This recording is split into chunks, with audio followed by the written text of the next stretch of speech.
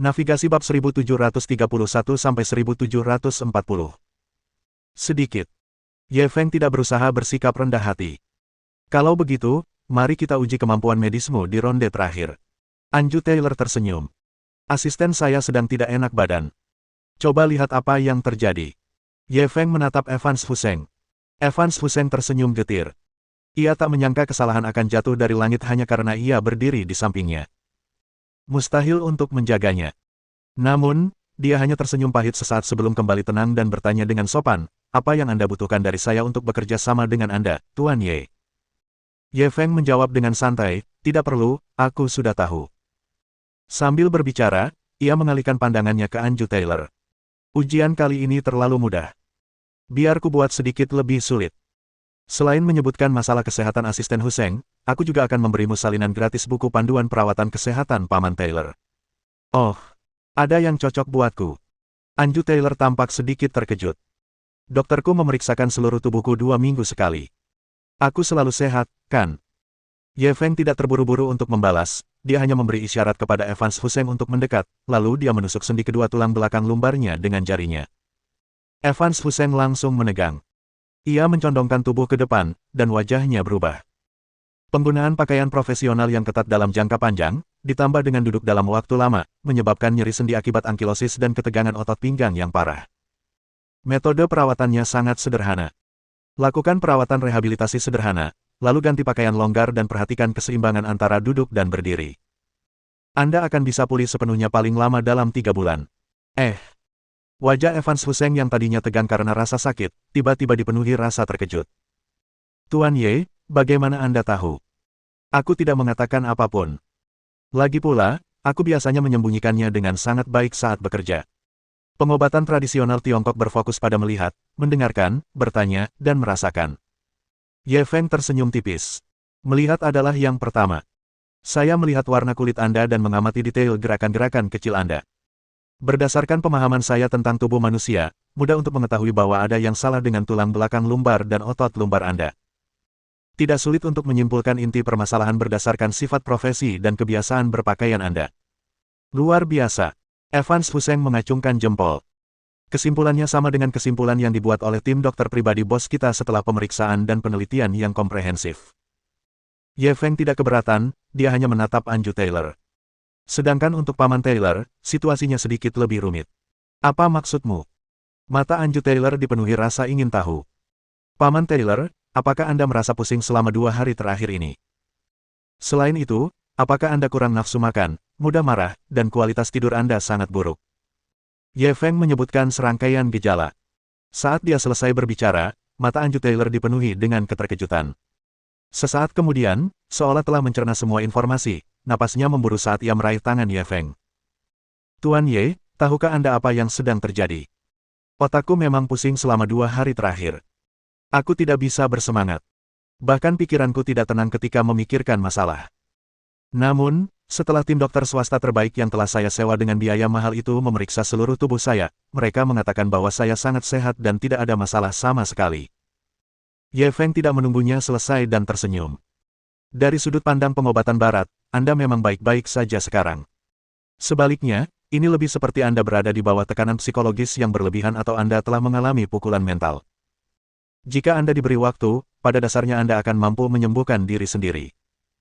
Namun dari sudut pandang pengobatan tradisional Tiongkok, ini adalah kasus khas stagnasi ki hati dan panas jantung yang berlebihan. Mungkin karena suatu peristiwa besar yang terjadi di sekitar Anda beberapa waktu lalu yang menyebabkan dampak yang cukup besar pada jantung Anda. Saat menyebutkan ini, Ye Feng melirik Anju Taylor dengan makna yang dalam. Anju Taylor juga memahami tatapan Ye Feng, tubuhnya sedikit gemetar sebelum ia menggenggam tangan Ye Feng erat-erat. Lalu bagaimana aku harus menghadapinya? Bisakah saya membeli obat tradisional Tiongkok di sini? Tanya Ye Feng. Ya. Anju Taylor tanpa ragu berkata. Di tempat seperti Kekaisaran Matahari tak pernah terbenam, meskipun pengobatan tradisional Tiongkok pada dasarnya sama dengan pengobatan non-ortodoks dan berstatus sama dengan dukun, dengan kekuatan keluarga kami, sangat mudah untuk mendapatkan ramuan obat Tiongkok. Kalau begitu, atur seseorang untuk membeli obat sesuai resep yang kuberikan padamu.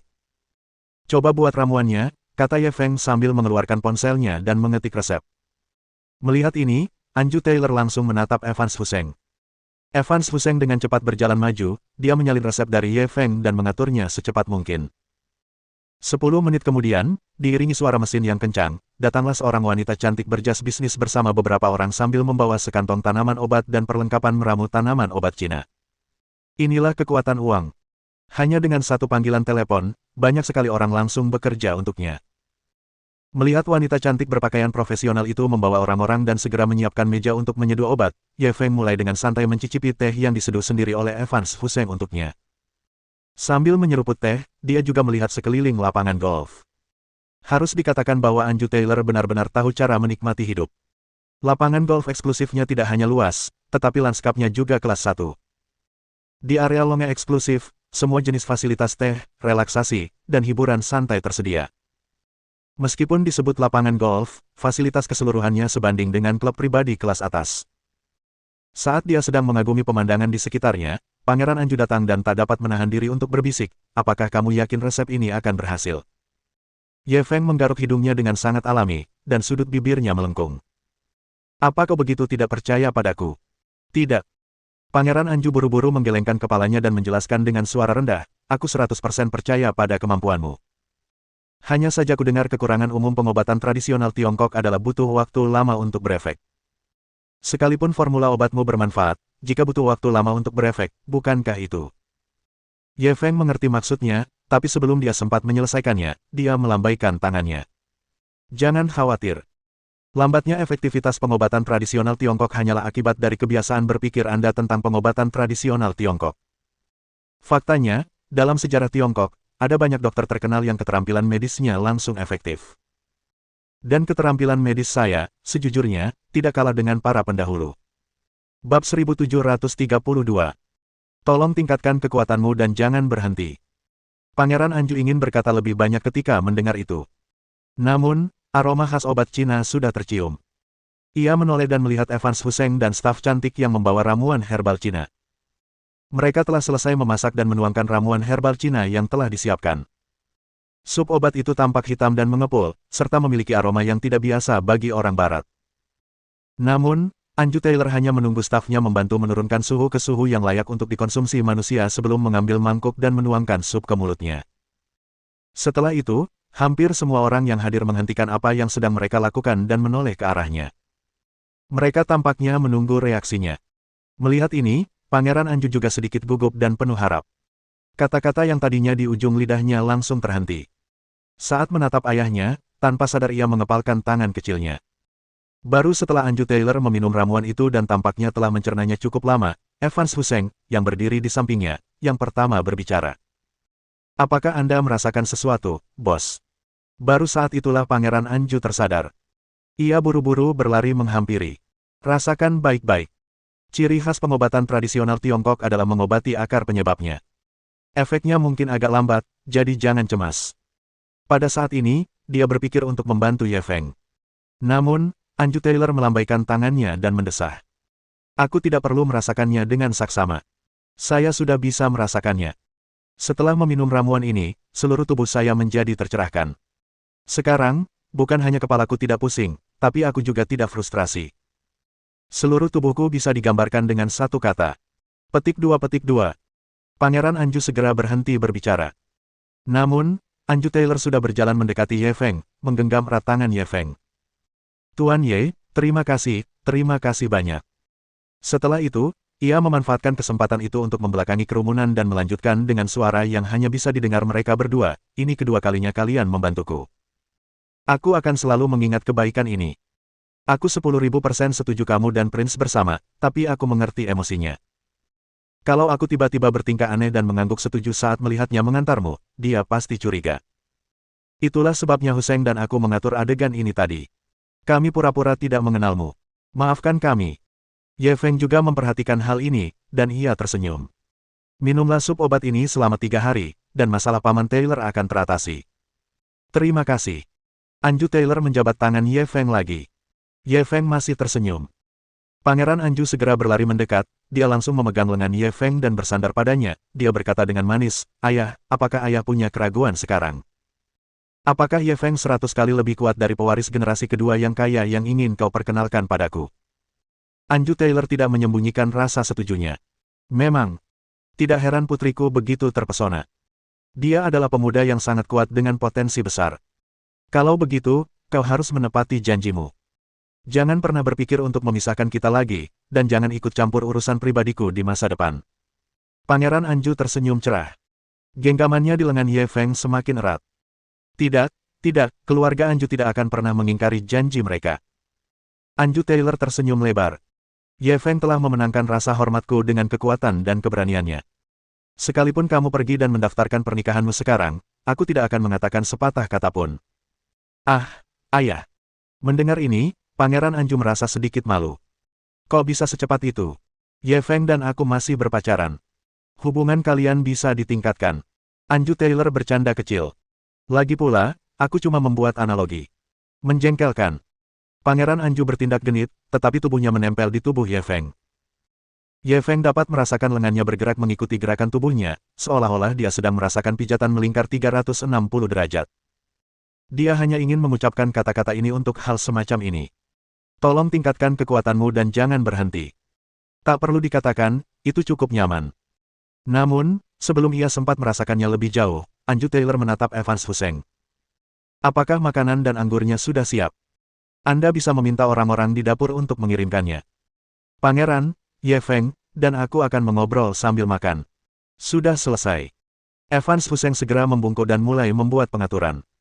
Adapun Anju Taylor, dia mulai memimpin Ye Feng dan Pangeran Anju ke ruang makan sementara. Sambil membawa Ye Feng dan Pangeran Anju, ia tersenyum. Aku mengajak kalian berdua makan malam hari ini karena, selain ingin tahu siapa pacar pangeran, ada hal lain yang ingin kukatakan. Ye Feng segera menjadi tidak terlihat, setelah Anju Taylor duduk, dia tidak bersuara atau bergerak. Pangeran Anju agak bingung. Ada apa? Kalau ada apa-apa, ayah, tidak bisakah ayah langsung bicara lewat telepon? Waktu ayah sangat berharga. Kenapa ayah harus repot-repot begini? Karena masalah ini relatif besar. Anju Taylor tersenyum. Aku membantumu mengaturnya karena aku harus menunjukkan sikap yang kuat di keluarga Anju. Tidak nyaman untuk mengatakannya langsung lewat telepon. Apakah serius itu? Ekspresi Pangeran Anju juga berubah serius. Anju Taylor adalah sosok yang sangat bergengsi dalam keluarga Anju. Tidaklah berlebihan jika dikatakan bahwa kata-kata pria itu berbobot. Kecuali Adipati Anju maju ke depan, biasanya dialah yang akan memutuskan semua masalah internal keluarga Anju. Bahkan saudara kandungnya, paman dan bibinya pun tidak akan menyuarakan keberatan. Namun hari ini, dia mengatakan bahwa masalah dengan Pangeran Anju hanya didorong maju setelah dia menentang pendapat semua orang. Ini bukan masalah biasa. Dan apa yang dikatakan Anju Taylor selanjutnya sepenuhnya mengonfirmasi spekulasinya. Setelah berpikir sejenak, dia berkata, ini adalah sebuah preseden. Saya siap menyerahkan Anju Medical Group kepada Anda terlebih dahulu. Mulai sekarang, kamu akan menjadi orang yang bertanggung jawab penuh atas Anju Medical Group. Ini cara bagimu untuk menanggung beban yang lebih besar di masa depan. Ini akan membantumu mempersiapkan diri dan pemanasan lebih awal. Apa? Pangeran Anju tercengang saat mendengarnya. Sementara itu, Evans Hussein, yang sedang melayani mereka bertiga di samping, juga merasa seolah-olah mendengar mitos. Tangannya tiba-tiba gemetar. Bab 1733. Kurang 10 tahun jalan memutar. Grup medis Anju. Meskipun tidak setenar Anju Energy Group, perusahaan ini masih cukup bagus dalam industri produk perawatan kesehatan dan kosmetik. Bahkan di kekaisaran tempat merek-merek mewah muncul satu demi satu, produk perawatan kesehatan dan merek kosmetik kelas 1 dianggap sebagai merek yang paling dicari. Nilai pasarnya mendekati 10 miliar dolar. Dalam keluarga Adipati Anju, bobotnya hampir dapat menduduki peringkat 10 besar. Dalam keadaan normal, manajemen akan dilakukan oleh anggota senior keluarga Anju yang seumuran dengan Anju Taylor. Namun kini, Anju Taylor justru mengatakan akan menyerahkannya kepada Anju Prince. Tidak heran bahkan Anda, ayah, menggunakan frasa untuk melawan opini publik, gumam Pangeran Anju. Evans Hussein menatap Anju Taylor dengan keterkejutan di matanya. Sebelumnya, saat dia mendengar dari Ye Feng tentang bahaya tersembunyi di Anju Energy Group, bahwa Anju Taylor telah meminta para pemegang saham untuk diam-diam mentransfer saham mereka ke Anju Prince, dia mengira bahwa Anju Taylor hanya sementara membiarkan saham ini melewati nama Anju Prince, dan akan mengambilnya kembali setelah dia menyelesaikan rencana terakhirnya dan menghilangkan semua bahaya tersembunyi di grup tersebut. Namun, ia telah membantu Anju Taylor menyelesaikan beberapa masalah secara pribadi, dan setelah mendengar rencana Anju Taylor, ia akhirnya mengerti. Atasannya tidak menggunakan Anju Prince sebagai kedok, ia memang berniat untuk pensiun. Kelompok medis Anju ini pastinya diatur oleh Anju Taylor untuk memberi Anju Prince beberapa latihan. Ketika Pangeran Anju sudah lebih atau kurang berpengalaman dalam kelompok ini, dan Anju Taylor sudah sepenuhnya membereskan masalah di dalam dan di luar grup energi Anju, kemungkinan besar ia akan menyerahkan grup energi Anju kepada Pangeran Anju juga. Bos, bukankah ini agak awal? Evans Hussein tak dapat menahan diri untuk bertanya dengan makna ganda. Anju Taylor tersenyum dan berkata penuh arti, Pangeran tidak muda lagi. Dia telah melakukannya dengan cukup baik di Sotheby's. Lagi pula, dia sudah mendapat bantuan Ye Feng. Waktunya sudah tiba. Evans Hussein tahu bahwa bosnya sudah mengambil keputusan. Setelah menjawab, ia tidak mengatakan apa-apa lagi. Pangeran Anju tidak mengerti. Ayah, kenapa begitu tiba-tiba? Dalam keadaan normal, bukankah beberapa perubahan besar dalam keluarga dibicarakan dan diumumkan pada pertemuan keluarga sekitar Natal? Ini terlalu tidak logis. Karena penampilanmu terlalu bagus di kompetisi internal keluarga terakhir kali. Anju Taylor berbohong. Kurasa kau tak perlu membuang-buang waktumu. Akan lebih baik bagi pertumbuhanmu jika aku memberimu lebih banyak tanggung jawab lebih awal. Tanpa menunggu Pangeran Anju bertanya, dia berkata, jika tidak ada pertanyaan lagi, kamu bisa mulai mengambil alih di sana besok pagi. Terserah Anda apakah Anda ingin tetap menjadi wakil presiden rumah lelang. Ngomong-ngomong, bosmu dan aku sudah kenal lama. Setelah kamu membuat keputusan, aku akan memberi tahu dia. Baiklah, baiklah. Pangeran Anju masih sedikit bingung. Kebahagiaan datang terlalu tiba-tiba. Hanya dalam waktu satu porsi makanan, saya sudah menjadi pemimpin sebuah grup dengan nilai pasar hampir 10 miliar dolar. Menurut perkiraan awal saya membutuhkan setidaknya 10 tahun lagi sebelum saya bisa mengambil langkah ini. Anju Taylor tersenyum, setelah memberi isyarat agar Ye Feng makan bersamanya, dia berkata dengan santai, baguslah kau bisa menghindari 10 tahun jalan memutar. Saat kita makan, mari kita cerna dengan cepat. Sepupumu Wolfgang akan datang sebentar lagi dan memperkenalkanmu pada situasi internal Anju Medical Group. Jika ada hal yang tidak Anda ketahui tentang perusahaan itu, tanyakan saja padanya. Aku ada rapat nanti. Aku tidak akan menemani kalian berdua setelah makan malam. Pangeran Anju buru-buru menjawab. Ye Feng tersenyum padanya dan mulai mencicipi makanan dan anggur lezat di atas meja. Anju Taylor sangat teliti dalam hal makanan. Makanan yang disiapkan untuk jamuan makan sangat mewah dan lezat. Tehnya lembut dan sangat nyaman diminum. Pengalaman yang benar-benar berbeda dibandingkan dengan restoran-restoran mewah di luar sana. Ikan dan kentang gorengnya tampak, berbau, dan terasa lezat. Meskipun merupakan camilan cepat saji yang mudah ditemukan di pinggir jalan, sekilas saja kita sudah bisa merasakan bahwa bahan-bahan dan pengendalian apinya sangat sempurna. Rasanya pun luar biasa. Tak perlu disebutkan berbagai jenis daging sapi panggang, daging kambing panggang, ayam panggang, dan sebagainya. Sekilas, setiap hidangan tampak mirip dengan hidangan di restoran barat kelas atas di luar, tetapi baru setelah dicicipi dengan saksama, kita akan menyadari bahwa semuanya menggunakan bahan-bahan terbaik dari seluruh dunia, dipadukan dengan bumbu dan cara penyajian yang paling tepat. Setiap hidangan tampak, berbau, dan terasa lezat. Setiap hidangan juga disiapkan dengan baik. Itu benar-benar mematahkan prasangka Ye Feng terhadap makanan di restoran barat yang pernah disantapnya sebelumnya. Saat makan malam berakhir, Ye Feng masih merasa belum cukup. Sepertinya dimanapun makanan lezat itu berada, asalkan bahan dan bumbunya cukup baik, rasanya tidak akan buruk. Dia tak dapat menahan diri untuk mendesah. Setelah mengantar ayahnya dan Evans Hussein pergi, Pangeran Anju menoleh untuk menatapnya. Bumbu-bumbu ini bukan bumbu asli Sun Never Sets. Koki pribadi ayah saya juga pergi ke Tiongkok untuk belajar. Dia belajar banyak, itulah sebabnya dia menguasai teknik bumbu sekarang. Jika ini adalah bumbu asli dari kerajaan matahari terbenam, jika ada cukup banyak bahan dasar yang bagus, meskipun rasanya tidak buruk, rasanya tidak akan terlalu lezat. Benarkah? Ye Feng sedikit terkejut. Saat dia hendak melanjutkan obrolannya, seorang staf membawa sosok yang dikenalnya mendekat.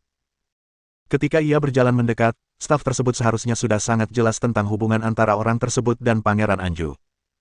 Ia tidak memperkenalkannya secara spesifik dan hanya membungkuk sopan sebelum segera pergi. Di sisi lain, ketika orang itu melihat Pangeran Anju, terutama Ye Feng yang duduk di sampingnya, dia tercengang. Ye Feng. Ye Feng sudah mengenalinya, dia adalah Tuan Muda Wolfgang yang ditemuinya di arena balap Ferobi belum lama ini. Dia tersenyum dan mengangguk. Kita bertemu lagi, Tuan Muda Wolfgang. Ya, kita bertemu lagi. Reaksi pertama Wolfgang adalah tersenyum. Kalau begitu, kita memang ditakdirkan. Namun, Setelah mengatakan itu, ia tiba-tiba teringat sesuatu dan raut wajahnya berubah. Ada yang tidak beres. Waktu aku datang tadi, aku ketemu paman di jalan. Kata paman, sepupu Prince dan pacarnya masih di lapangan ini. Kamu pacar sepupuku, iya. Bab 1734. Apakah aku tidak layak? Saat dia mengatakan ini, Wolfgang masih menatap Ye Feng, tatapannya seperti anak kecil yang akan kehilangan mainan kesayangannya. Ye Feng secara alami bisa merasakan keanehannya, dan ia bingung. Ada apa dengan tatapan dan nada bicaramu? Mengapa aku tidak bisa menjadi pacar pangeran? Pangeran Anju penasaran. Wolfgang, kau kenal Ye Feng? Kita baru ketemu sore ini. Saat Wolfgang berhadapan dengan Pangeran Anju, ia merasa agak pendiam, seperti anak pemalu yang baru saja bertemu idolanya. Sepupu pangeran, apa yang terjadi antara kamu dan Ye Feng? Hubungan kalian seharusnya tidak nyata, kan? Kamu gadis yang luar biasa. Kenapa kamu mau dengan orang seperti itu? Apa yang kamu bicarakan? Ye Feng tidak senang. Namun sebelum dia bisa mengatakan apapun, Pangeran Anju mengerutkan kening dan berkata dengan nada serius, apa yang kau bicarakan, Wolfgang? Ye Feng adalah pacar resmiku, bahkan ayahku mengakui kekuatan dan potensinya. Aku tidak peduli prasangka apapun yang kau miliki terhadapnya sebelumnya. Segera minta maaf padanya. Sepupu pangeran, maksudku adalah... Wolfgang tampak sangat takut pada Pangeran Anju dan segera mencoba menjelaskan dirinya sendiri. Pangeran Anju tidak menunggunya selesai, dan berkata dengan suara berat, kau tidak mendengarku. Minta maaf pada Ye Feng. Segera. Baru pada saat itulah Wolfgang berhenti berbicara, ekspresinya berubah jelek untuk sementara waktu sebelum dia membungkuk kepada Ye Feng dan berkata dengan suara teredam, maafkan aku. Lebih keras, tunjukkan ketulusanmu. Pangeran Anju tidak sejinak anak kucing di hadapan Ye Feng, sebaliknya, dia seperti harimau ganas dengan aura yang menakutkan. Maaf. Mendengar ini, sikap Wolfgang menjadi jauh lebih baik, dan dia meminta maaf kepada Ye Feng dengan serius. Begitulah adanya. Ekspresi Pangeran Anju sedikit melunak. Sekarang, ceritakan padaku apa yang terjadi. Apa yang terjadi antara kamu dan sepupu iparmu sore ini? Ye Feng juga penasaran, dia juga menatap Wolfgang. Dia ingat dengan jelas bahwa dia dan Wolfgang bergaul cukup baik di tribun penonton di arena balap Ferobi. Wolfgang telah bertaruh dengannya dan memperoleh 10 juta dolar, dan dia bahkan mengatakan bahwa dia ingin berteman dengannya dan mentraktirnya minum. Mengapa sikapnya tiba-tiba berubah 180 derajat ketika dia melihat Anju Prince dan dirinya sendiri di lapangan golf Gordon? Mungkinkah dia mempunyai rasa cinta yang tidak wajar terhadap Pangeran Anju? Atau mungkinkah orang ini tidak berperasaan? Apakah dia berubah menjadi bermusuhan setelah meninggalkan tribun penonton di Ferobi Ratchetrek? Namun, Wolfgang agak malu. Setelah mempertimbangkan sejenak, ia berkata, tidak ada yang tidak menyenangkan. Ketika saya pertama kali bertemu sepupu ipar saya hari ini, meskipun ada sedikit konflik dengan teman-temannya di awal, saya menghasilkan banyak uang dengan sepupu ipar saya di belakang saya. Selain itu, sepupu ipar saya juga menggunakan kekuatan profesionalnya di bidang balap dan permesinan untuk meyakinkan saya. Saya sebenarnya ingin berteman dengannya saat itu. Lalu kenapa sekarang? Tanya Pangeran Anju. Wolfgang menatap Pangeran Anju, lalu menatap Ye Feng, wajahnya memerah. Setelah menahannya cukup lama, dia berkata, karena sepupu pangeran, kamu telah menjadi idolaku sejak aku masih muda. Aku sudah menganggapmu sempurna sejak kecil. Kamu cantik, punya postur tubuh dan temperamen yang bagus, dan kepribadian yang sangat menyenangkan. Baik dari prestasi akademik maupun hobimu, kamu bisa dengan mudah mencapai puncak di hampir semua bidang. Kamu sungguh seperti dewa. Tapi hari ini, kamu dan paman tiba-tiba bilang kalau dewa sepertimu akan jatuh cinta pada manusia. Aku tiba-tiba agak sulit menerimanya. Pangeran Anju merasa sulit untuk mengerti. Apa susahnya menerima? Aku manusia, apalagi perempuan. Bukankah wajar bagiku ingin bersama orang yang kusuka? Tapi di mataku, kau adalah dewa. Wajah Wolfgang masih merah. Petik 2. Pangeran Anju terdiam. Ye Feng mengerti artinya. Ketika mendengar kedua sepupunya terdiam, ia menggelengkan kepala. Aku heran kenapa kalian tiba-tiba bersikap begitu bermusuhan. Apakah kamu merasa dewi kamu telah jatuh cinta pada manusia dan fantasi kamu telah hancur? Sungguh ajaib. Pangeran Anju dan Wolfgang mengalihkan pandangan mereka ke arahnya. Tidak sulit untuk menyelesaikan masalah seperti ini. Ye Feng menyesap tehnya. Ini tidak lebih dari mencoba menemukan solusi yang tepat dari dua sudut pandang yang berbeda. Satu rencana, Wolfgang akan menyesuaikan mentalitasnya dan perlahan belajar menerima kenyataan bahwa pangeran adalah orang biasa. Rencana lainnya adalah aku akan tampil lebih banyak di masa depan dan menjadi dewa di mata Wolfgang. Sangat masuk akal jika para dewa bisa bersama. Akar masalah ini bukan dirimu. Pangeran Anju menarik tangan Ye Feng pelan, tatapannya lembut. Wolfgang yang seharusnya berubah. Dia menatap Wolfgang lagi dan mengerutkan kening. Sudah kubilang, ayahku pun mengakui kekuatan sepupu iparmu. Ayahku bahkan berkata, bahkan jika aku mendaftarkan pernikahanku dengan Ye Feng sekarang, dia tidak akan keberatan. Jadi, kamu harus belajar menerimanya dan menyesuaikan mentalitasmu, mengerti? Di masa depan, hormatilah Ye Feng. Meskipun wajah Wolfgang merah saat dia setuju, siapapun dengan mata yang jeli dapat melihat bahwa dia enggan untuk setuju. Ada kemungkinan besar bahwa meskipun dia menjawab sekarang, akan sulit baginya untuk melakukannya di masa mendatang. Setelah Pangeran Anju bercerita tentang grup medis Anju dan menyuruhnya pergi, ia langsung merasa pusing. Orang ini, dulu dia mendengarkan saya dengan baik. Saya pikir itu hanya kebiasaan yang dia kembangkan sejak kecil dan dia lebih mengandalkan saya. Aku tidak menyangka pikirannya akan sedikit abnormal. Dia benar-benar memperlakukanku seperti dewa. Ye Feng menggenggam tangannya dengan lembut. Asalkan bukan fetis kakak perempuan.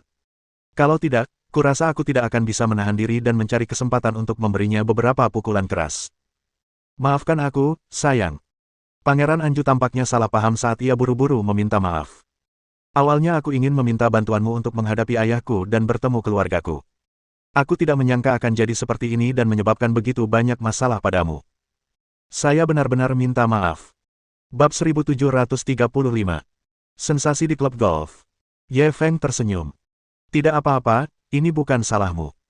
Lagi pula, mudah bagi orang untuk menjadi seperti ini jika mereka terlalu menonjol. Hal itu selalu menarik permusuhan beberapa orang tanpa alasan. Aku akan menunjukkan lebih banyak kemampuanku di depan Wolfgang nanti.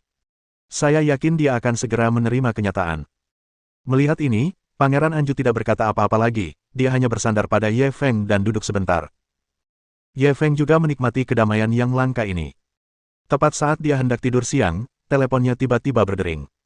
Ide penelepon menunjukkan bahwa itu adalah Cheng Feier. Dia hanya bisa mengangkat teleponnya dan menjawab panggilan itu. Ada apa, Feier? Ada masalah. Cheng Feier terdengar di ujung telepon. Nada suaranya agak serius. Saya baru saja menerima telepon dari penyelenggara gala amal tahunan di Empire of the Sun Never Sets. Mereka mengatakan bahwa karena keadaan yang tidak terduga, daftar undangan untuk lelang amal ini harus diserahkan terlebih dahulu. Mereka meminta kami untuk segera datang ke kantor mereka sebelum pukul 3 sore ini dan menyerahkan dokumen serta sertifikat terkait untuk menyelesaikan verifikasi modal. Jika tidak, mereka hanya dapat membatalkan undangan kami untuk lelang amal kali ini. Situasinya agak tidak normal. Ye Feng juga merasakan ada sesuatu yang salah, dia langsung berkata, apakah kamu tahu apa yang sebenarnya terjadi? Atau apakah ada yang sengaja menargetkan kita? Saya belum bisa memastikannya sekarang, Cheng Feier berbicara cepat di ujung telepon. Saya meminta Presiden Yu dari Prosperity Society untuk membantu saya mencari tahu. Para taipan lain yang mendaftar bersamaan dengan kami untuk berpartisipasi dalam lelang amal tahunan Empire of the Sun Never Sets juga menerima pemberitahuan hari ini. Mereka harus bergegas menyelesaikan verifikasi sebelum pukul 3 sore ini. Bukan hanya pihak kami saja yang mengalami situasi seperti ini. Kalau begitu, mari kita tenang dulu. Ye Feng merenung sejenak. Kirimkan aku alamat kantor lelang amal tahunan Sun Never Sets Empire. Aku akan bergegas sekarang. Aku akan menyelesaikan verifikasi modal dulu dan mendapatkan kualifikasi untuk lelang amal tahunan di Kekaisaran Matahari tak terbenam. Mengenai keanehan mereka kali ini, aku akan mencari seseorang untuk bertanya nanti dan melihat apa yang terjadi. Apakah ada masalah dengan dana Anda? Cheng Feier masih sedikit khawatir. Ketika saya menerima telepon dari penyelenggara lelang tahunan di Empire of the Sun Never Sets, reaksi pertama saya adalah mengkhawatirkan hal ini. Lagi pula, permintaan mereka terlalu mendadak. Itu mempersingkat waktu yang dibutuhkan untuk mengumpulkan dana. Tidak masalah. Baru saat itulah Ye Feng mengerti apa yang sebenarnya dikhawatirkannya. Ia tersenyum dan berkata, hanya $1 miliar, rekeningku jauh lebih besar. Sampai jumpa lagi.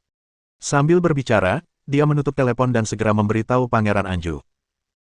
Pangeran Anju dapat mengetahui bahwa Ye Feng memiliki sesuatu yang mendesak untuk diurus, dia tidak memintanya untuk tinggal. Sambil mengantar Ye Feng pergi, ia membantunya merapikan pakaian layaknya seorang istri kecil. Kalau ada masalah, jangan ragu hubungi aku.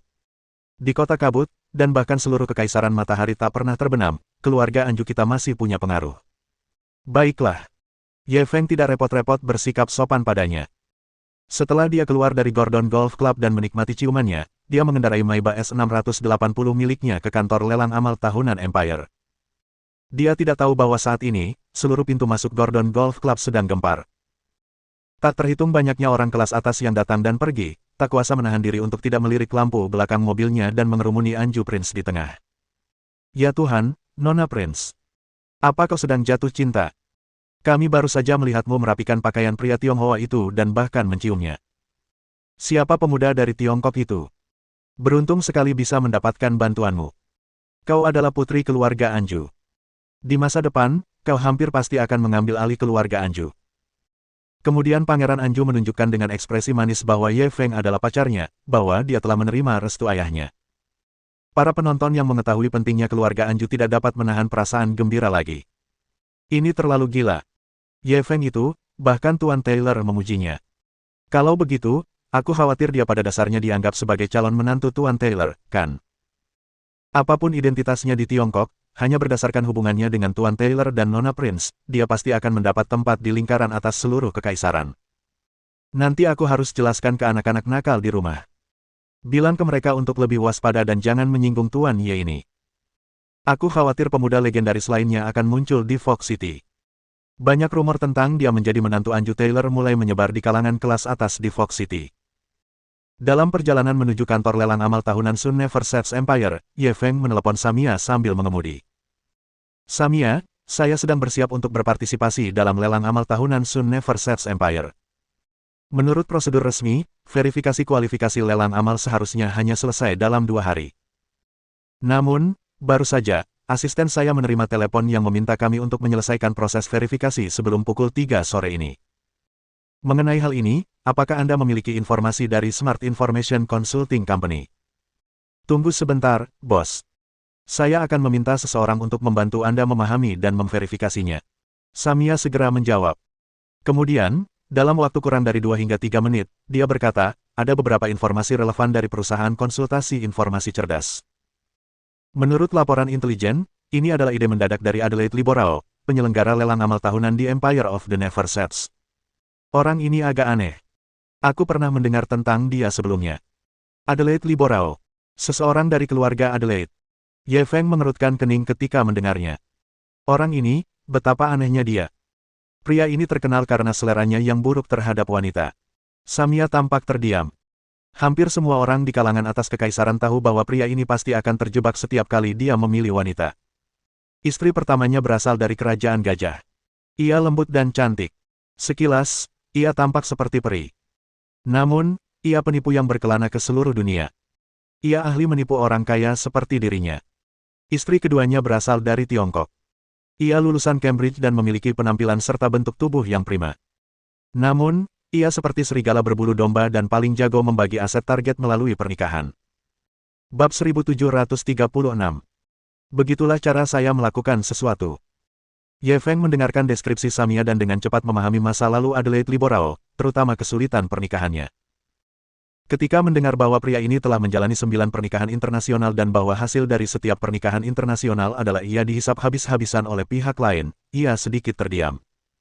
Apakah Tuan Adelaide Liborao ini menyinggung semacam dewa? Bagaimana dia bisa menipunya agar mau menikahinya? Seolah-olah ada radar yang terpasang di atas kepalanya, yang secara akurat mengarahkannya ke arahnya. Dan yang lebih konyol lagi, totalnya 9 kali. Dia jatuh di tempat yang sama 9 kali. Itulah kenapa kami bilang orang ini aneh. Samia terdengar tak berdaya. Secara pribadi, beberapa orang bahkan menduga orang ini menderita penyakit mental karena dampak dari 2 pernikahannya yang gagal sebelumnya. Ngomong-ngomong, orang ini sekarang benar-benar anti orang asing. Kadang-kadang, dia bahkan bersikap patologis soal itu. Kali ini, dia tiba-tiba memberitahu semua negara untuk mendaftar lelang amal tahunan Kekaisaran Matahari tak pernah terbenam. Orang ini pasti sudah gila. Bos, kalau kamu mau berurusan dengannya nanti, lebih baik kamu santai saja. Aku tahu apa yang harus kulakukan. Ye Feng mengangguk. Setelah mengetahui seluk-beluk masalahnya, dia akan lebih percaya diri untuk menanganinya nanti. Melalui telepon, setelah mendapatkan beberapa informasi dasar tentang Adelaide Liborao dari Samia, Ye Feng menutup telepon. Ketika dia tiba di kantor lelang amal tahunan Sun Never Sets Empire dan bertemu dengan Cheng Feier, Ye Feng membawanya ke aula utama. Kantor lelang amal tahunan di Empire of the Never Setting Sun didirikan di aula konferensi kantor pusat rumah lelang Sotheby. Dari aula utama rumah lelang Sotheby, orang bisa melihat tanda-tanda yang mewah dan menarik perhatian sepanjang jalan. Saat Ye Feng dan Cheng Feier berjalan mendekat, mereka melihat banyak penyambut tamu yang tampan dan cantik, juga orang-orang kaya yang tampak terburu-buru. Orang-orang kaya itu mungkin seperti Ye Feng, mereka menerima pemberitahuan pada menit terakhir dan bergegas untuk menyelesaikan proses verifikasi. Meskipun mereka sedang terburu-buru, setiap orang memancarkan aura yang luar biasa. Sekali lihat, orang bisa tahu bahwa mereka orang kaya. Bagaimanapun, sejak ia memasuki pintu hingga saat ia menuju kantor lelang amal tahunan Sun Never Sets Empire, Ye Feng merasa bahwa itu adalah tempat yang sangat megah. Lelang amal tahunan Kekaisaran Matahari Terbenam memang berbeda dari lelang biasa. Statusnya setidaknya 7 atau 8 tingkat lebih tinggi. Namun, ketika Ye Feng dan Cheng Feier mengikuti orang-orang ini ke ruang konferensi rumah lelang Sotheby, dia menyadari bahwa dia terlalu banyak berpikir. Saat ini, di kantor lelang amal tahunan Kekaisaran Matahari Tak Pernah Terbenam, terdapat seorang pria parubaya dari negara penghasil minyak dengan perut buncit dan mengenakan seperangkat barang mewah edisi terbatas. Ia sedang berdebat dengan pria berhidung mancung yang duduk di kursi utama kantor. Kamu memperlakukanku berbeda. Baru saja, saya melihat seorang taipan lokal dari Kekaisaran Matahari Tak Pernah Terbenam. Anda hanya memeriksa modalnya dan dia mendapatkan tiket lelang setelah verifikasi. Tapi kalau menyangkut saya, kenapa harus verifikasi modal bukan hanya bukti tidak ada catatan kriminal, tapi juga bukti sumber kekayaan? Ini terlalu tidak adil. Aku tidak bisa menerima ini. Namun, Huknose, yang duduk di kursi utama kantor, tampak arogan. Orang yang barusan itu kenalan lama saya. Saya tahu betul sumber asetnya, dan saya bisa memastikan dia tidak punya catatan kriminal. Itu sebabnya saya tidak meminta informasinya. Ada masalah? Atau apakah kamu pikir kamu bisa dibandingkan dengannya? Pria dari negara penghasil minyak yang berjilbab putih itu semakin kesal mendengarnya. Ini sofisme. Terlepas dari apakah Anda mengenal pihak lain atau tidak, jika prosesnya memerlukan bukti ketidakbersalahan dan bukti sumber harta, Anda harus memperlakukannya secara setara dan menanyakan hal-hal tersebut kepadanya. Kalau ketemu orang yang kamu kenal, kamu nggak butuh bahan-bahan ini, tapi kamu minta ke kami. Aku curiga banget kamu memperlakukan kami berbeda. Huknose memutar-mutar pulpen di tangannya, ekspresinya tak berubah. Beginilah caraku bekerja. Jika Anda tidak yakin, jangan ikut lelang lagi. Lagi pula, tidak masalah jika ada lebih banyak atau lebih sedikit taipan yang ingin berpartisipasi dalam lelang amal tahunan. Sikap macam apa ini? Ini keterlaluan. Orang kaya dari negeri penghasil minyak itu mungkin geram. Ia segera mengeluarkan ponselnya yang terbuat dari emas murni. Aku ingin mengadukanmu kepada Kekaisaran Matahari Tak Pernah Terbenam. Tentu. Pria berhidung bengkok itu tampak acuh tak acuh. Saya akan meminta bawahan saya untuk memberikan nomor pengaduannya. Ingat untuk menghubungi nomor itu. Kalau tidak, keluhannya bisa seperti batu yang tenggelam ke laut. Sambil berbicara, ia meminta asisten di sampingnya untuk menyampaikan nomor pengaduan kepada orang kaya dari negara penghasil minyak itu. Kali ini, bukan hanya Ye Feng dan Cheng Feier saja yang tercengang, bahkan beberapa orang kaya yang mengantre untuk verifikasi pun tercengang. Bukankah orang yang bertanggung jawab atas kantor ini terlalu suka menindas? Kalau dia memperlakukannya berbeda itu wajar, tapi setelah ketahuan, dia masih saja sombong. Apakah dia tidak takut dihukum oleh keluarga Kekaisaran Matahari Tak Pernah Terbenam? Lagi pula, dengan otak dan caranya bekerja, bagaimana dia bisa menjadi orang yang bertanggung jawab atas lelang amal tahunan di Kekaisaran Matahari yang tak pernah terbenam? Para taipan negara-negara kaya minyak sangat kaya di dunia.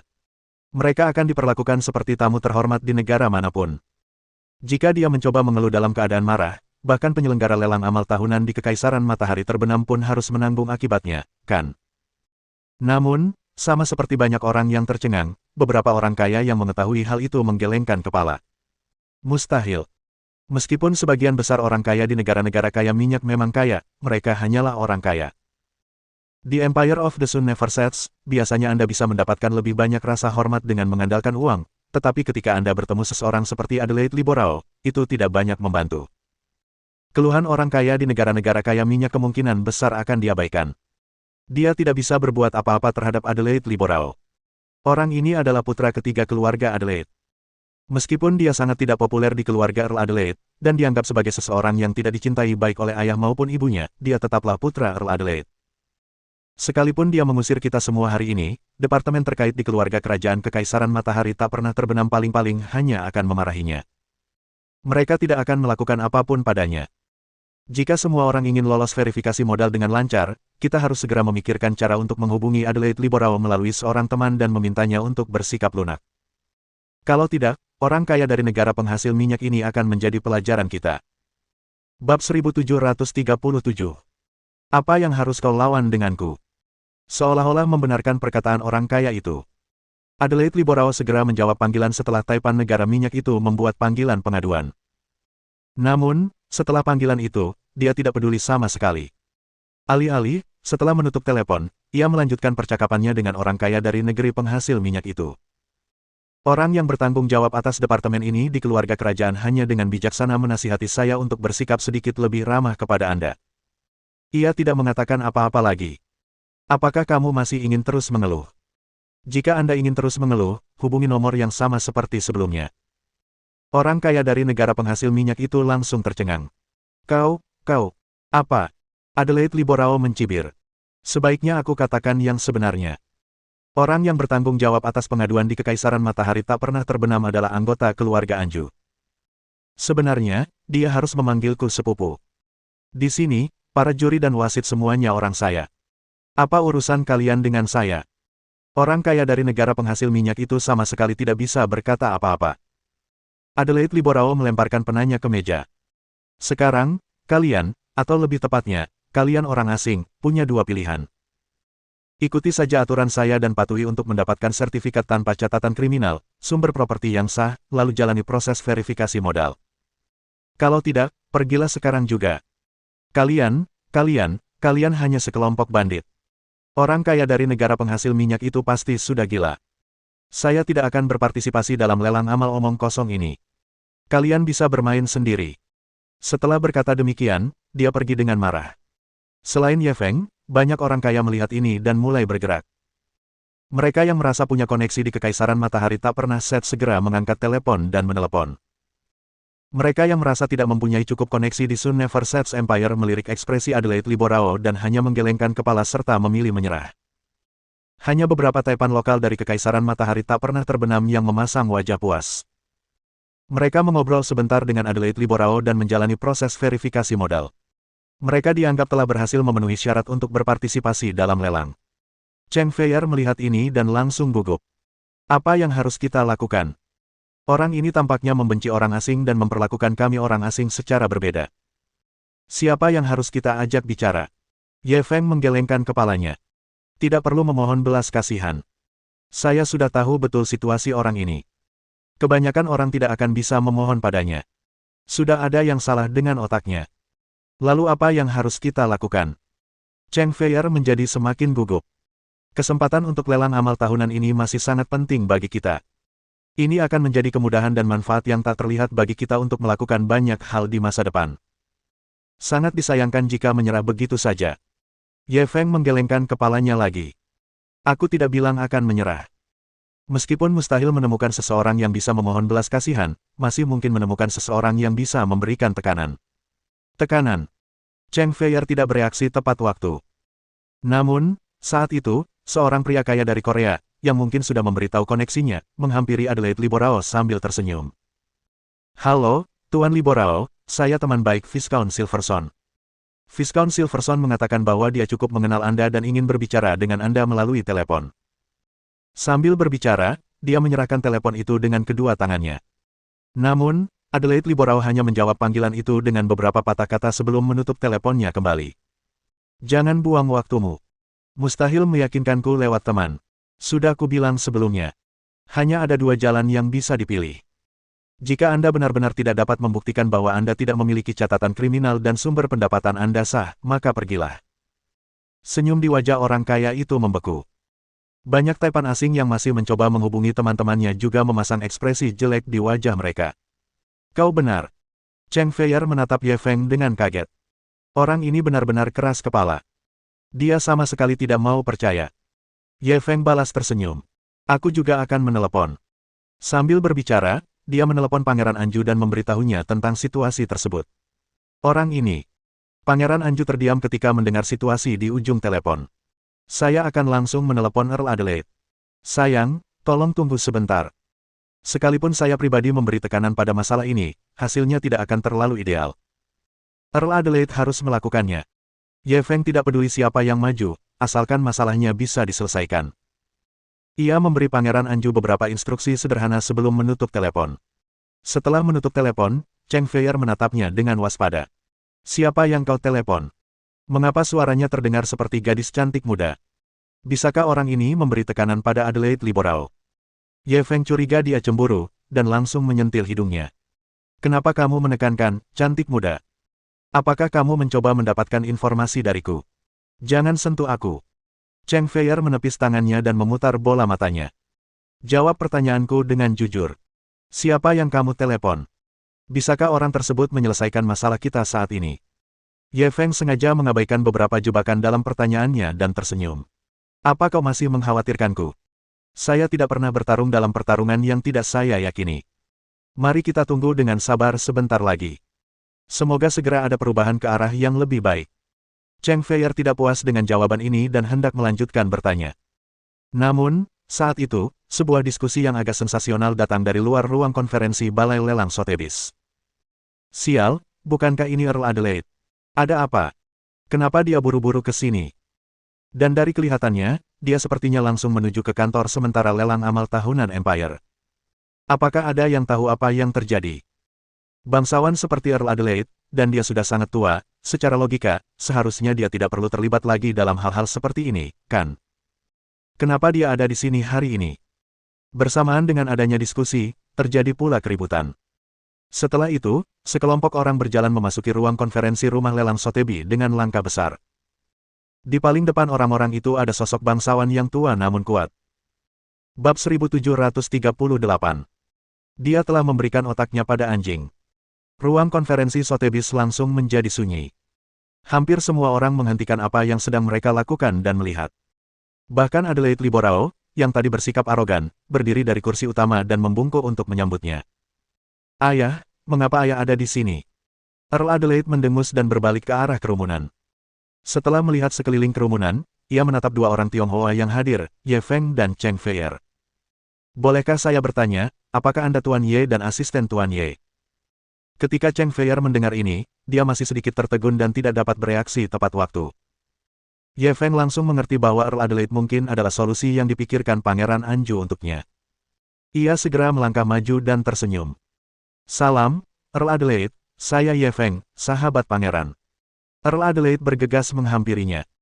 Kemudian, dia menggenggam tangannya erat-erat dan berkata dengan nada meminta maaf, Tuan Ye, saya sungguh minta maaf karena telah membiarkan Anda melihat sisi yang tidak begitu indah dari Kekaisaran Matahari tak pernah terbenam. Saya sudah mendengar dari Nona Prince apa yang terjadi. Yakinlah, saya akan memberikan penjelasan yang memuaskan dan juga penjelasan yang sempurna kepada orang-orang kaya di seluruh dunia yang telah menderita perlakuan tidak adil. Ye Feng membalas senyumannya, dia tidak terburu-buru menjawab. Namun, Earl Adelaide tampaknya sama sekali tidak peduli dengan reaksinya. Setelah menjabat tangannya dengan kuat, ia tiba-tiba berbalik dan menamparkan Adelaide Liborao, yang tampak bingung dan tertegun. Kau pikir aku belum cukup membereskan kekacauanmu? Apa kau ingin aku mempermalukan diri di depan yang mulia dan semua bangsawan kekaisaran? Adelaide Liborao seharusnya masih bingung. Setelah ditampar begitu keras oleh ayahnya hingga kepalanya menoleh dengan keras, ia masih menunjukkan ekspresi kesal di wajahnya. Ayah, aku tidak melakukan apa-apa. Earl Adelaide semakin kesal. Ia tak kuasa menahan diri untuk menamparnya lagi dengan keras. Apa kau memanjangkan kepala hanya agar terlihat lebih tinggi? Apa yang baru saja kau lakukan? Apa kau lupa secepat itu? Apakah menurutmu ini masalah kecil jika kau sengaja mempersulit orang-orang kaya dari seluruh dunia yang ingin menyumbang untuk amal Kekaisaran Matahari tak pernah terbenam?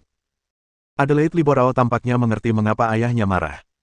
Ia berkata dengan suara pelan, Ayah, ini seharusnya bukan masalah besar, kan? Mereka hanya kapitalis dari negara-negara busuk itu. Mereka tidak punya banyak fondasi di Kekaisaran Matahari tak pernah terbenam. Sekalipun aku memblokir mereka di tempat-tempat yang samar, mereka tidak akan bisa berbuat apa-apa terhadap kita. Tekanan darah Earl Adelaide hampir melonjak. Ia menunjuk Adelaide Liborao dan tubuhnya gemetar tak terkendali.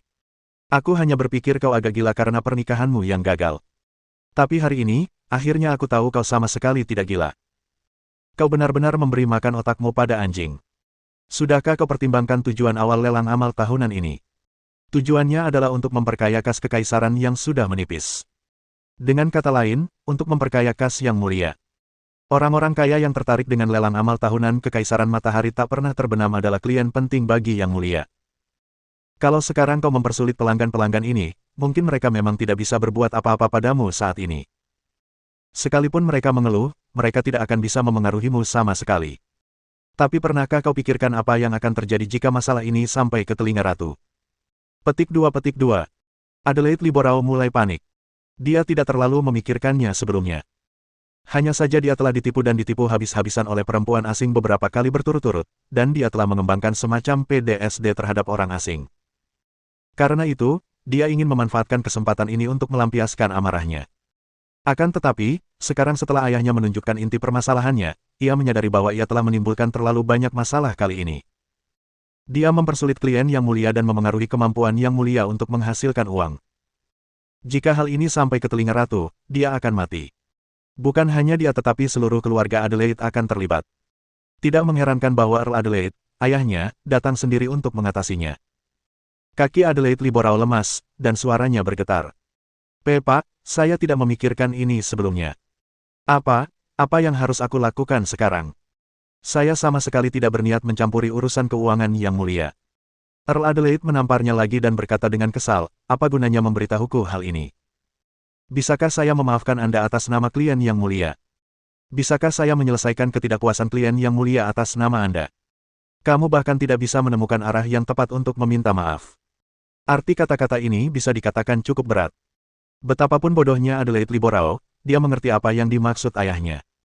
Ia tak repot-repot menyeka darah dari sudut mulutnya, juga tak repot-repot menyeka wajahnya yang bengkak setelah ditampar ayahnya.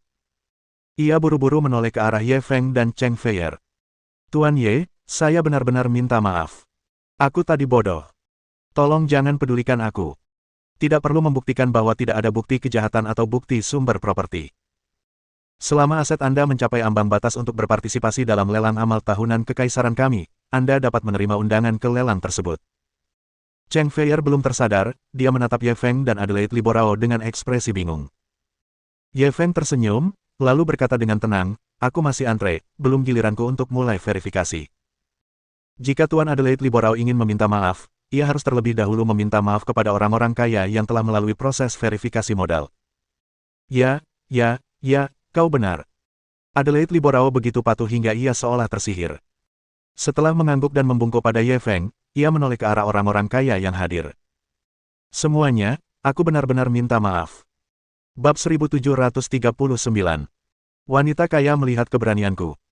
Saya bersedia mengundurkan diri dari jabatan saya sebagai penyelenggara lelang amal tahunan Empire of the Sun Never Sets.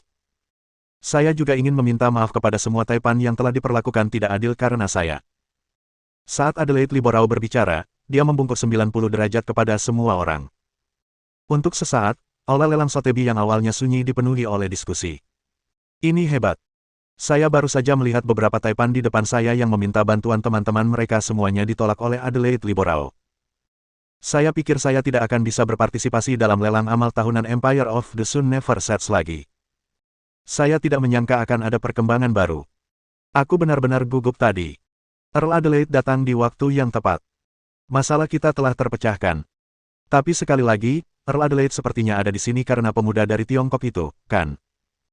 Dilihat dari reaksinya tadi, setelah memasuki kantor sementara penyelenggara lelang amal tahunan, hal pertama yang dilakukannya adalah mencari pemuda dari Tiongkok itu, berjabat tangan dengannya, dan menyapanya. Mereka jelas-jelas datang untuk pemuda dari Tiongkok itu. Ya, semua berkat pemuda dari Tiongkok ini. Saya baru saja melihatnya. Taipan muda Tiongkok itu menelepon setelah melihat Adelaide Liborao mempersulit Taipan lainnya. Lalu, dia terlihat sangat percaya diri. Lagi pula, tidakkah kau dengar Adelaide Liborao langsung meminta maaf kepada Taipan Tiongkok itu? Taipan Tiongkok itu juga mengatakan bahwa Adelaide Liborao harus meminta maaf kepada para Taipan yang sebelumnya telah dipersulitnya. Tidak diragukan lagi. Kali ini, kita semua harus berterima kasih kepada Taipan Tiongkok ini. Jika orang ini bisa berdiri di sini dan menerima verifikasi modal seperti kita di usia semuda ini, statusnya memang sangat besar. Terlepas dari apakah kita mau mengakuinya atau tidak, kita harus mengatakan bahwa kita berutang budi padanya. Ketika Earl Adelaide mendengar hal ini, dia berdiri dan berkata dengan nada meminta maaf, semuanya, saya benar-benar minta maaf. Apa yang terjadi barusan telah memberikan pengalaman buruk bagi semua orang. Yakinlah, kami akan menghukum Adelaide Liborao. Selain itu, saya akan secara pribadi melayani kalian semua selama verifikasi modal dan lelang amal tahunan Kekaisaran Matahari tak pernah terbenam. Saya akan melakukan yang terbaik untuk membiarkan Anda merasakan keramah tamahan Kekaisaran kami. The Sun Never Sets Empire memang tempat yang sangat indah, bersejarah, dan nyaman. Kami sudah merasakan keramah tamahan dari banyak wanita cantik di sini.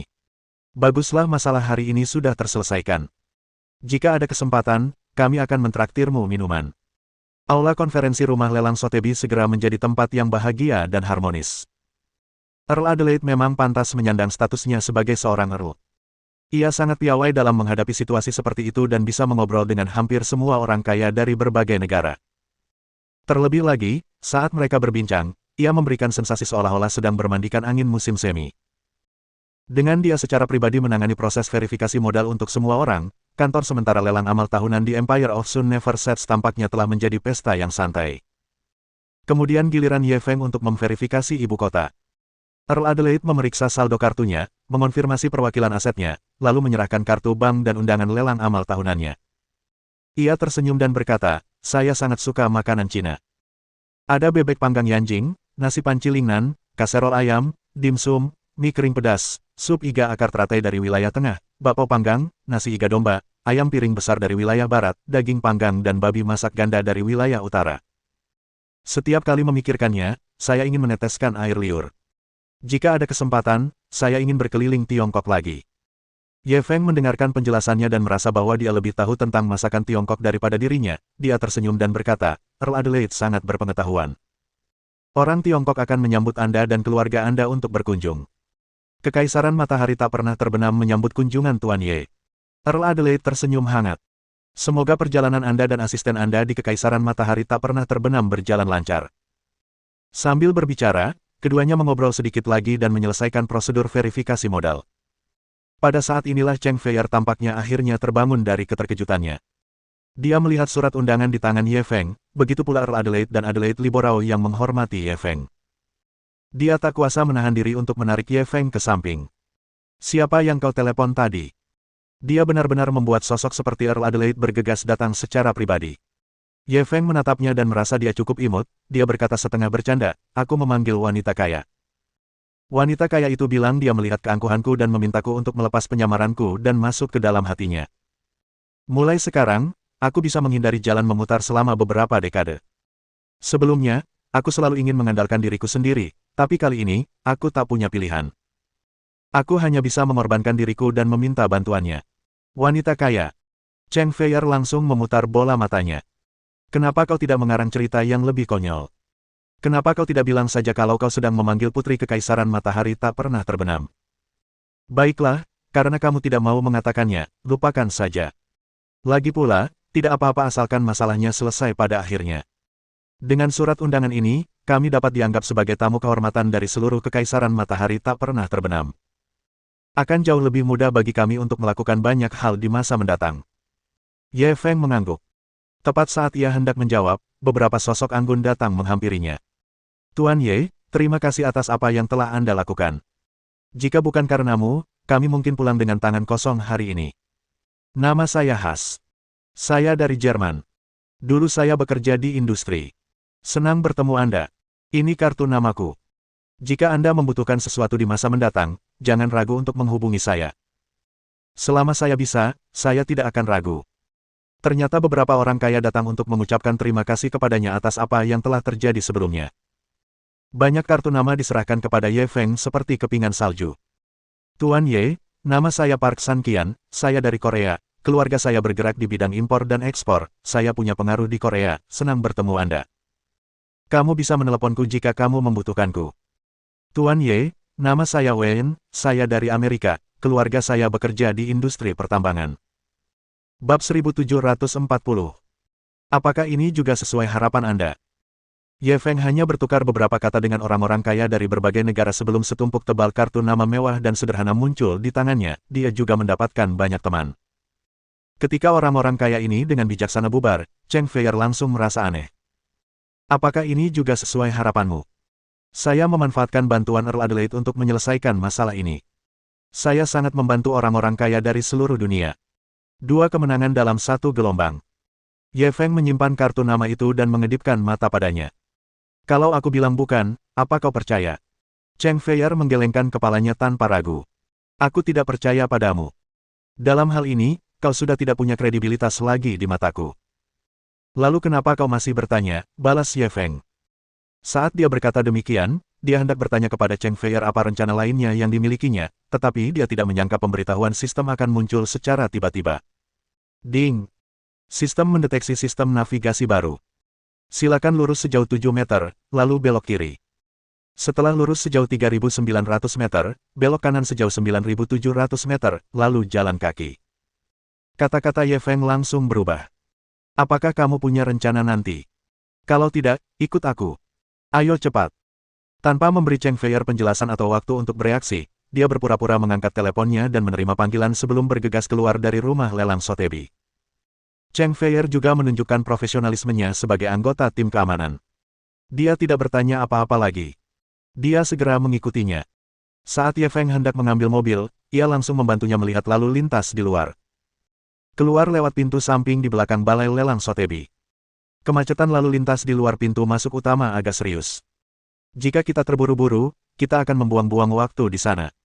Ye Feng tidak peduli dengan formalitas. Setelah mereka sampai di mobil, Cheng Feier segera masuk ke dalam mobil. Ia segera memasang sabuk pengaman sebelum menginjak gas. Dia mengikuti arahan yang diberikan oleh sistem navigasi perburuan harta karun. Dalam waktu kurang dari 10 menit, Maybach S680 melaju keluar dari Fox City, melewati pinggiran kota yang relatif bobrok dan akhirnya tiba di luar hutan lebat. Suara sistem navigasi perburuan harta karun terdengar lagi. Keluar dari mobil. Ikuti jalan di depan, berjalan maju sekitar 750 meter, lalu belok kiri sejauh 600 meter. Anda akan mencapai tujuan sistem navigasi ini. Ye Feng segera keluar dari mobil, pada saat yang sama, dia merendahkan suaranya dan berkata kepada Cheng Feier, keluar dari mobil. Kalau begitu, ikuti aku. Diam-diam. Cheng Feier segera melepas sepatu hak tingginya di dalam mobil dan melemparkannya ke kursi penumpang. Ia juga melepas setelan jas ramping yang dikenakannya saat menyamar sebagai asisten Ye Feng. Ia segera mengeluarkan sepasang sepatu datar dari tasnya dan memakainya, lalu membuka 2 kancing kemejanya dan mengikutinya keluar. Ye Feng sedikit terkejut. Kamu bawa sepasang sepatu? Tentu saja. Ekspresi Cheng Feier tenang. Sebagai anggota tim keamanan, kau harus siap menghadapi bahaya dan pertempuran kapan saja. Sekalipun kau menyamar, kau harus bisa mengubah posisi bertarungmu dalam beberapa detik. Itulah sebabnya ketika aku bertindak sebagai asistenmu, tas kerja yang biasa kubawa hanyalah penyamaran. Selain sepatu pengganti hak tinggi, ada juga beberapa perlengkapan dari tim keamanan. Sangat profesional. Ye Feng tak kuasa menahan diri untuk memujinya. Kalau dia masuk ke hutan bersama pria itu dengan sepatu hak tinggi, tidak peduli seberapa hebat kemampuan penyembunyiannya, itu tetap saja sama saja dengan membawa pengeras suara. Lagi pula, pakaian ketat yang dikenakannya tentu akan menyebabkan banyak ketidaknyamanan saat berhadapan dengan bahaya. Dengan solusi sederhana seperti itu, masalahnya langsung hilang. Ayo masuk. Saat Ye Feng berbicara, dia melihat sekeliling. Hanya ada sedikit jejak kendaraan di pintu masuk hutan lebat ini. Terlebih lagi, ujung hutan lebat itu tidak terlihat. Seharusnya tidak banyak orang yang keluar masuk tempat ini pada hari biasa.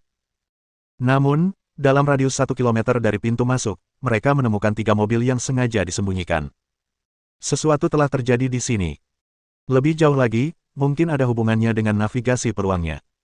Setelah mengamati lingkungan hutan dan menghindari beberapa cabang mati yang dapat menimbulkan kebisingan, Ye Feng mengikuti GPS dan memasuki hutan.